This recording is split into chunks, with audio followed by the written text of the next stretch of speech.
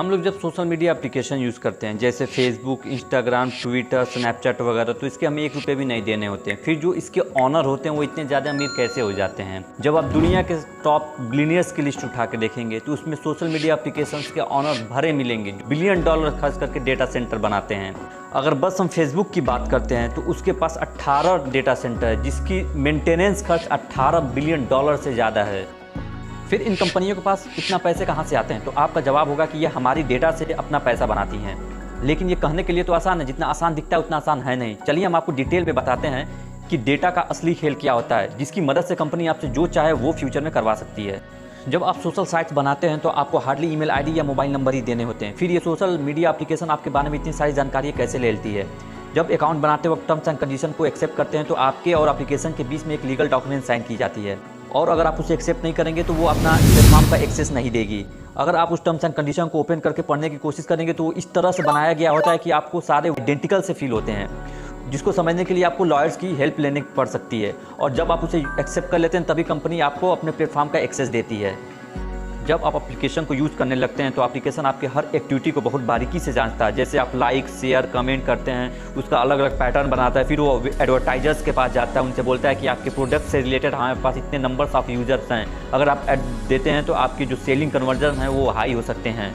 यहाँ एक केस और भी बनता है कि बहुत सारी ऐसी भी एप्लीकेशंस हैं जहाँ आपको विजिट करने पे लॉगिन या रजिस्ट्रेशन करने की ज़रूरत नहीं होती है। फिर वो आपके डेटा को कैसे लेती होंगी? तो इसका आंसर यही है कि जैसे ही आप किसी भी एप्लीकेशन को विजिट करते हैं तो सबसे पहले एक कुकीज़ नाम का एक्सेप्ट करने के लिए बटन आता है। वो ऑनलाइन डेटा को स्टोर करता है। ये एक थर्ड पार्टी की तरह भी काम करता है जो डेटा को एक एप्लीकेशन से दूसरे एप्लीकेशन पे सेंड करता है। फिर गूगल एडसेंस की हेल्प से आपको ऐड दिखने शुरू हो जाते हैं।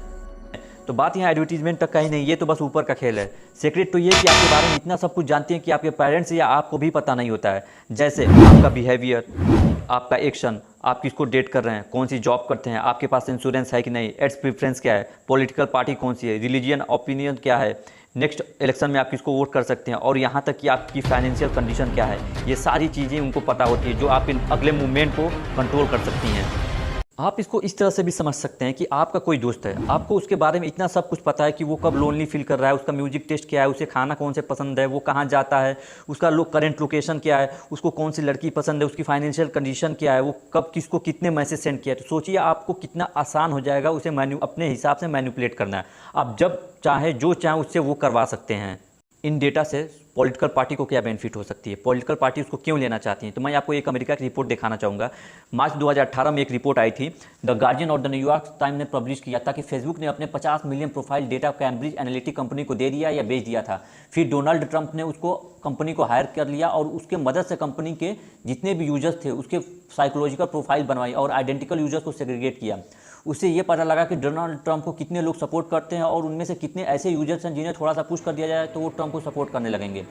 फिर उस प्रोफाइल बनाने के बाद से उन यूजर्स को दिन रात सुबह शाम डोनाल्ड ट्रंप को दिखाया गया, जिससे ये हुआ कि 87 मिलियन यूजर्स प्रो ट्रंप बन गए। और आप यहाँ सोच लेंगे कि 50 मिलियन से 87 मिलियन कैसे बन गए? तो उनके जो म्यूचुअल्स थे, रिलेटिव फ्रेंड्स थे, वो भी उनके तरफ अट्रैक्ट हो गए, जिससे ये नंबर इतना हाई चला गया।